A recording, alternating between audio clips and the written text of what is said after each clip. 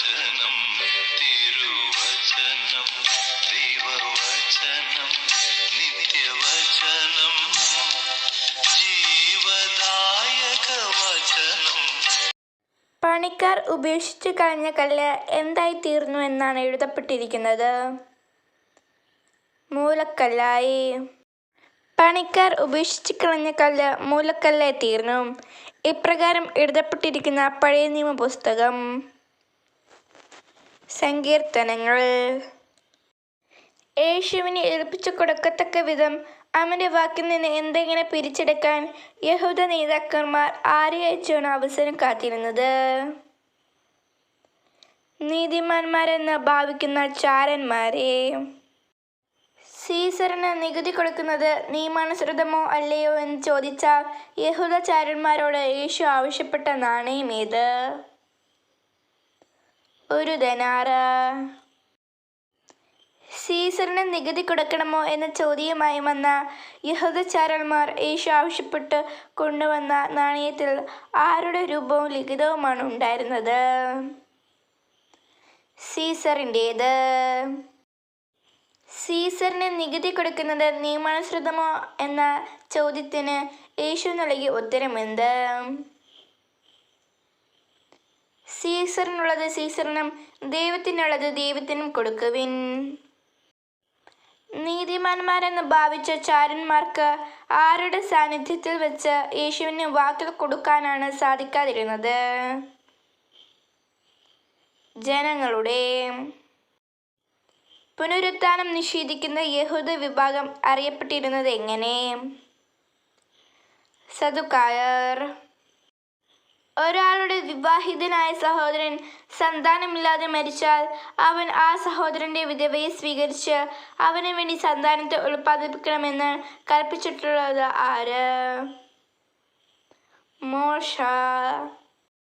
പുനരുത്ഥാനത്തെക്കുറിച്ചുള്ള വിവാദത്തിൽ സദുക്കായർ യേശുവിനോട് പറഞ്ഞ സംഭവത്തിൽ സ്ത്രീ എത്ര പേരുടെ ഭാര്യയായിരുന്നു? 7 സഹോദരന്മാരുടെ. വിവാഹം ചെയ്യുകയും ചെയ്തു കൊടുക്കുകയും ചെയ്യുന്നത് എങ്ങനെയുള്ള സന്താനങ്ങളാണെന്നാണ് യേശു പറഞ്ഞത്? ഈ യുഗത്തിൻ്റെ സന്താനങ്ങൾ. അവസാന നാളുകൾ ആരംഭിക്കുന്നതിന് മുമ്പ് ആരു നിമിത്തം ശിഷ്യന്മാരെ എല്ലാവരും ദേഷിക്കും എന്നാണ് യേശു പറയുന്നത്? യേശുവിൻ്റെ നാമം നിമിത്തം. യേശുവിൻ്റെ നാമനിമിത്തം ശിഷ്യന്മാരെ എല്ലാവരും ദേഷിക്കുമെങ്കിലും ശിഷ്യന്മാരുടെ എന്ത് ഫലം നശിച്ചു പോവുകയില്ലെന്നാണ് യേശു അറിയിക്കുന്നത്. ഒരു തലമുടി ഇഴ പോലും. ജെറുസലേമിന് ചുറ്റും സൈന്യം താളമടിച്ചിരിക്കുന്നത് കാണുമ്പോൾ യൂദായിലുള്ളവർ എന്ത് ചെയ്യണമെന്നാണ് യേശു ആവശ്യപ്പെടുന്നത്?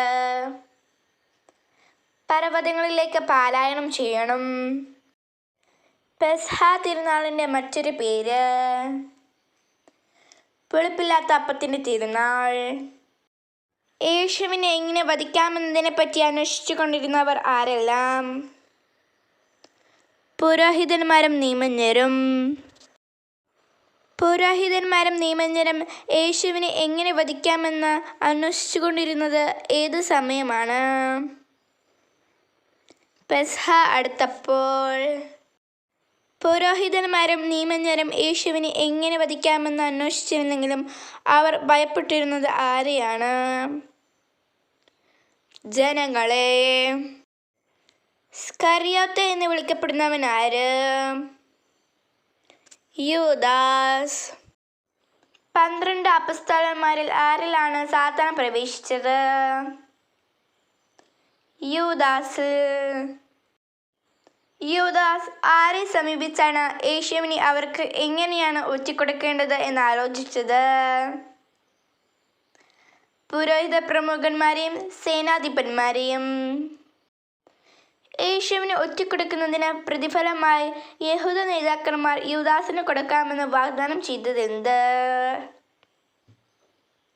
പണം. എപ്പോൾ യേശുവിനെ ഒറ്റിക്കൊടുക്കാനാണ് യൂദാസ് അവസരം പാർത്തുകൊണ്ടിരുന്നത്? ജനക്കൂട്ടമില്ലാത്തപ്പോൾ.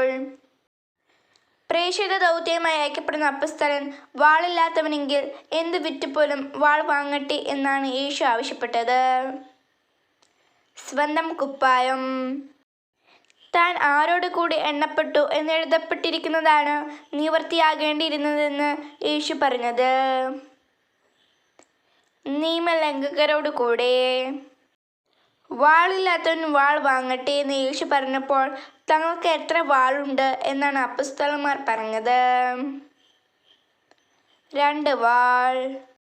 പെസഹ ഭക്ഷിച്ച ശേഷം യേശു എവിടേക്കാണ് പോയത്? ഒലിവ് മലയിലേക്ക്. പെസഹ ഭക്ഷണത്തിന് ശേഷം ഒലിവ് മലയിലേക്ക് പോയ യേശുവിനെ പിന്തുടർന്നത് ആര്? ശിഷ്യന്മാർ. വിശുദ്ധ ലൂക്കായുടെ സുവിശേഷത്തിൽ പെസഹ ഭക്ഷിച്ച ശേഷം ഒലിവ് മലയിലെത്തിയ യേശു ശിഷ്യന്മാരോട് ആദ്യം അരുളി ചെയ്ത വചനമെന്ത്? നിങ്ങൾ പരീക്ഷയിൽ ഉൾപ്പെടാതിരിക്കാൻ പ്രാർത്ഥിക്കുവിൻ. ഗത്സമനയിലെത്തിയ യേശു ശിഷ്യന്മാരിൽ നിന്ന് എന്തുമാത്രം ദൂരം മാറിയാണ് പ്രാർത്ഥിച്ചത്? ഒരു കല്ലേറു ദൂരം. ഗത്സമനയിൽ യേശുവിനോട് കൂടി ഉണ്ടായിരുന്നവർ സേവകന് ഏത് ചെവിയായിരുന്നു ഛേദിച്ചു കളഞ്ഞത്? അത് യേശു സുഖപ്പെടുത്തിയത് എങ്ങനെ? വലത്ത് ചെവി. ചെവി തൊട്ട്. ഗത്സമനയിൽ യേശുവിനെ ബന്ധിക്കാനായി വന്നവർ ആരെല്ലാമായിരുന്നു? പുരോഹിത പ്രമുഖന്മാർ, ദേവാലയ സേനാധിപന്മാർ, ജനപ്രമാണികൾ. ഗത്സമനയിൽ വെച്ച് യേശുവിനെ ബന്ധിക്കുവാനായി വന്നവരുടെ ആയുധങ്ങൾ എന്തെല്ലാം? വാളും വടിയും. ആർക്കെതിരെ എന്ന പോലെ തന്നെ ബന്ധിക്കാൻ വന്നിരിക്കുന്നുവോ എന്നാണ് തനിക്കെതിരായി വന്നവരോട് യേശു ചോദിക്കുന്നത്. കവർച്ചക്കാരനെതിരെ എന്ന പോലെ. ഗത്സമനയിൽ വെച്ച് യേശു തന്നെ ബന്ധിക്കുവാൻ വന്നവരോട് താൻ എല്ലാ ദിവസവും എവിടെയായിരുന്നപ്പോൾ അവർ തന്നെ പിടിച്ചില്ല എന്നാണ് ചൂണ്ടിക്കാട്ടിയത്. ദേവാലയത്തിലായിരുന്നപ്പോൾ. പൂരിപ്പിക്കുക. എന്നാൽ ഇത് നിങ്ങളുടെ സമയമാണ്. ഡാഷ് ആധിപത്യവും അന്ധകാരത്തിൻ്റെ. എന്നാൽ ഇത് നിങ്ങളുടെ സമയമാണ്. അന്ധകാരത്തിൻ്റെ ആധിപത്യവും. യേശു ഇപ്രകാരം പറഞ്ഞത് ആരോട്? പുരോഹിത പ്രമുഖന്മാരോടും ദേവാലയ സേനാധിപന്മാരോടും ജനപ്രമാണികളോടും. ഗത്സമനയിൽ ബന്ധനസ്ഥനാക്കിയ യേശുവിനെ യഹൂദന്മാർ ആരുടെ വീട്ടിലേക്കാണ് കൊണ്ടുപോയത്? പ്രധാന ആചാര്യന്റെ വീട്ടിലേക്ക്. നീയും അവരിൽ ഒരുവനാണ് എന്ന് പ്രധാന ആചാര്യന്റെ വീട്ടുമുറ്റത്ത് വെച്ച് ഒരു മനുഷ്യൻ പറഞ്ഞു. ഏത് അപ്പസ്തലനെ കണ്ടിട്ടാണ്? പത്രോസിനെ. വചനം തിരുവചനം